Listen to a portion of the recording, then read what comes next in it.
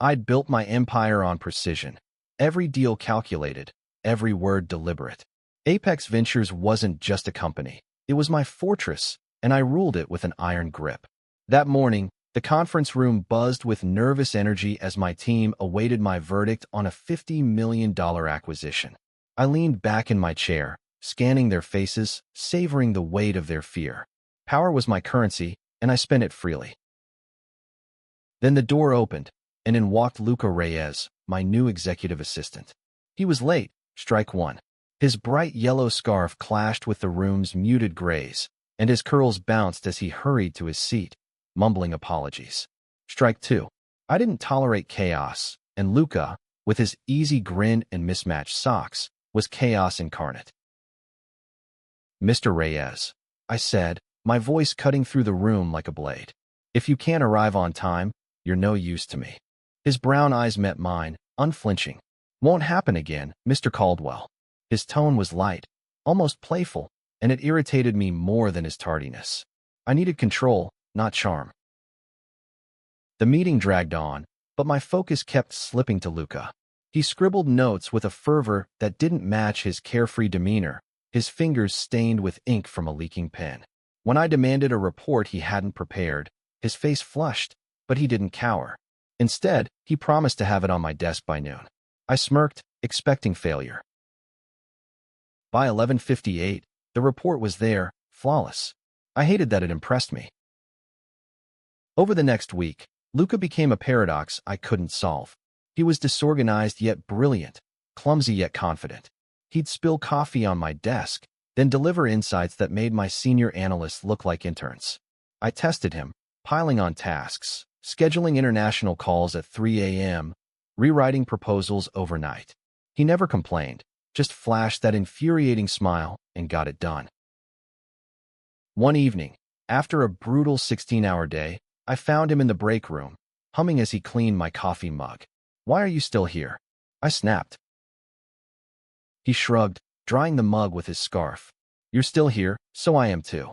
I didn't know what to make of him. Assistants were supposed to be invisible, not this. I needed to reassert control. So, the next day, I called him into my office. "Luca, I expect perfection. If you can't deliver, you're out." My voice was ice, and I leaned forward, daring him to flinch. He didn't. Instead, he tilted his head, his eyes sparkling with something I couldn't name. "Perfection's boring, Mr. Caldwell, but I'll give you my best." His defiance should have enraged me. Instead, it sparked something dangerous, a flicker of curiosity about the man behind the scarf. Weeks passed, and Luca became my shadow. He anticipated my needs before I voiced them, from my preferred coffee order to the exact font I liked in presentations. But his presence was a double-edged sword. He challenged me in ways no one dared, slipping past my defenses with his warmth. I caught myself watching him, how his hands moved when he talked, how his laugh filled the sterile office. One rainy afternoon, I overheard him on a call, his voice soft and earnest. "Mom, I'm fine. No, I'm not dating anyone. Work's intense." He glanced at me, unaware I was listening, and my chest tightened. I didn't want to care about his life outside these walls, but I did. That night, we were the last ones in the office. A client had botched a deal, and I was furious. I barked orders at Luca, expecting him to crumble. Instead, he stood his ground, his voice steady. "Ethan, you're pushing too hard. You'll burn out." No one called me Ethan. Not my board, not my friends, if I had any left. I stepped closer, towering over him. "You don't get to tell me what I can handle." He didn't back down. Someone has to. The air crackled between us. I wanted to fire him, to erase the way his words made me feel seen. Instead, I turned away, my hands shaking. "Get out." He left without a word, but his absence lingered. The next day, I found a note on my desk in his messy handwriting. "You're more than your empire, Ethan. Don't forget that." I crumpled it, but I didn't throw it away. Our dynamic shifted after that. I stopped testing him and started listening.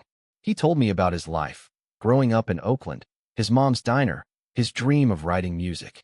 I didn't share much, but he never pushed. He just stayed. One evening, we worked late on a pitch. The office was quiet, the city lights glittering through the window. Luca hummed softly, and I realized I'd stopped hating it. "Why do you stay?"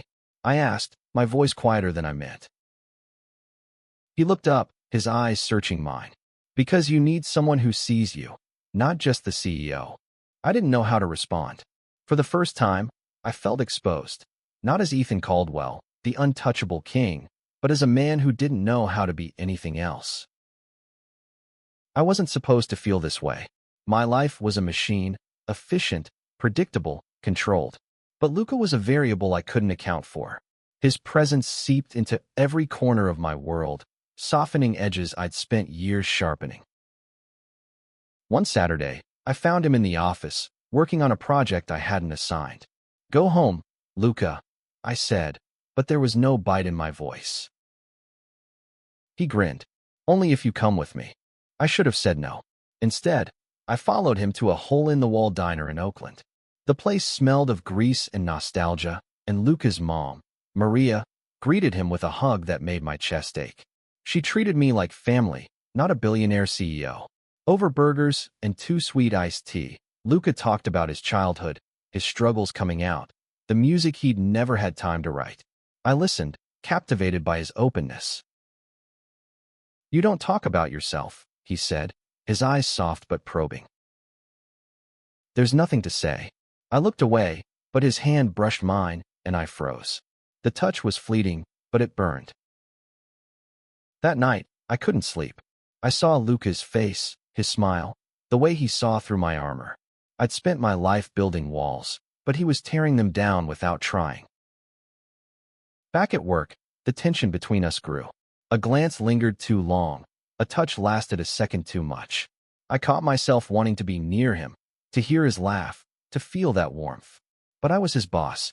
I was Ethan Caldwell, the man who didn't bend. Falling for Luca wasn't just risky, it was impossible. Yet, during a late-night strategy session, it happened. We were alone, papers scattered across the conference table. He leaned close to point out a typo, his shoulder brushing mine. I turned, and our eyes locked. The world stopped. Then, without thinking, I kissed him. It was brief, desperate, and wrong. I pulled back, my heart pounding. "I'm sorry," I whispered, expecting him to leave. But Luca didn't. He cupped my face, his touch gentle but firm. "Don't be." The kiss changed everything. I wanted to pretend it hadn't happened, to lock it away like a bad decision. But Luca's eyes followed me, steady and unafraid, and I couldn't escape the truth. I was falling for him. We didn't talk about it. At work, we were professional, but the air between us hummed with unspoken words. I caught myself staring at him during meetings, memorizing the curve of his jaw, the way his scarf always seemed to slip. He'd catch my gaze and smile, and I'd look away, my heart racing. But I was still his boss, and that power hung over us like a storm cloud. I'd built my life on control, and loving Luca meant surrendering it. I wasn't ready, not when my empire demanded everything. One evening, a board member, Richard Hayes, cornered me after a meeting. "Careful with that assistant of yours," he said, his tone dripping with insinuation. "People talk." I bristled. "There's nothing to talk about." He smirked. "Keep it that way.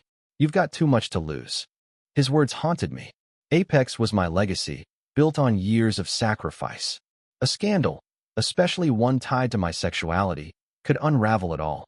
I'd never hidden who I was, but I'd never advertised it either. San Francisco was progressive, but the business world wasn't. I couldn't risk it. So I pulled back. I stopped staying late with Luca, stopped letting our hands brush.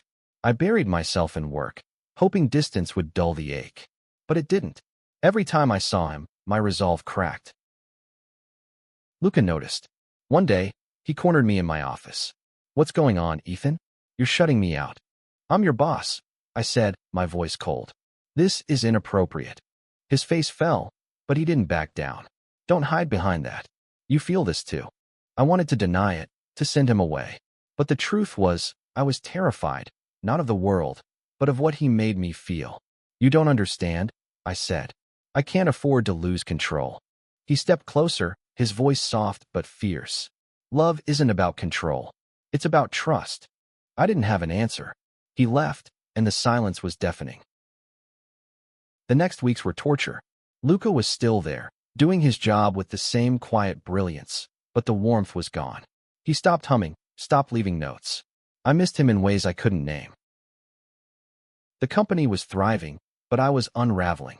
I'd built my life on power, but without Luca, it felt hollow. I saw him laughing with a colleague one day, and jealousy twisted in my gut. He was moving on, and I was the one who'd pushed him away.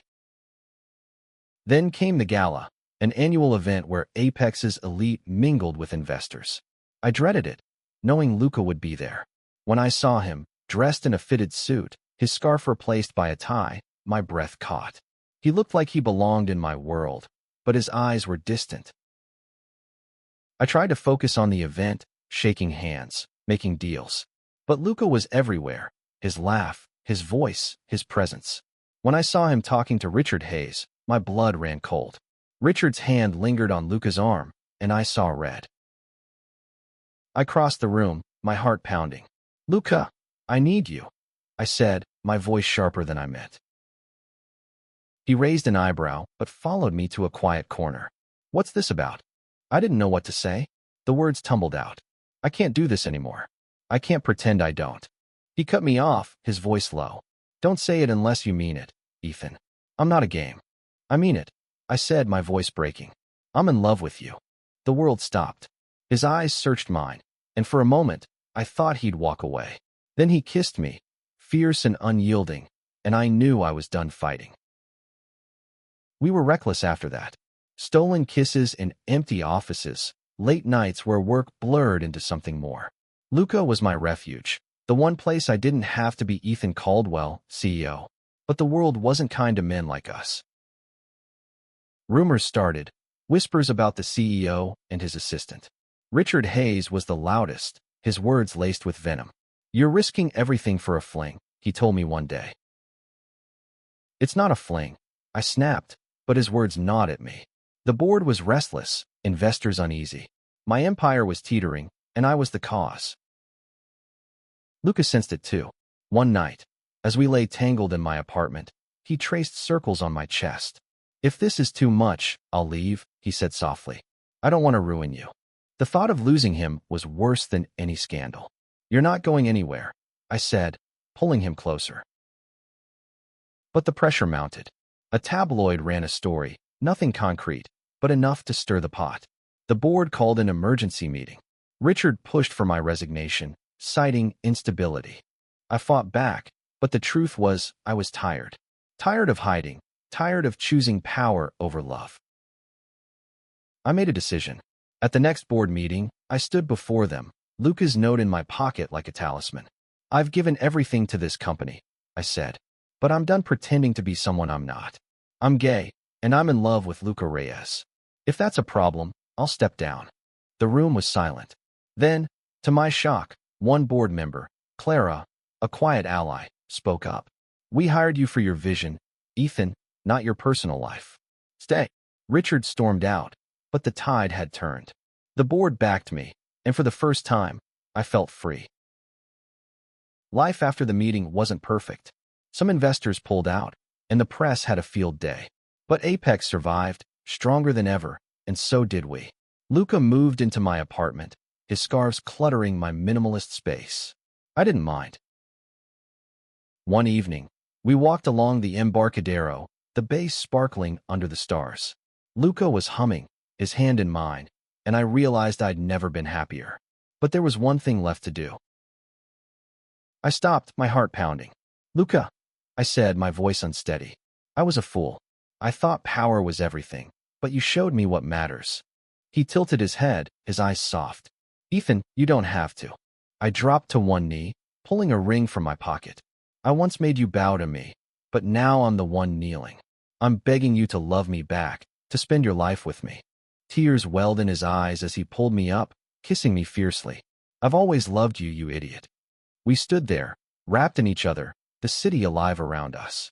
I'd built an empire, but Luca was my home, and that was worth more than all the power in the world.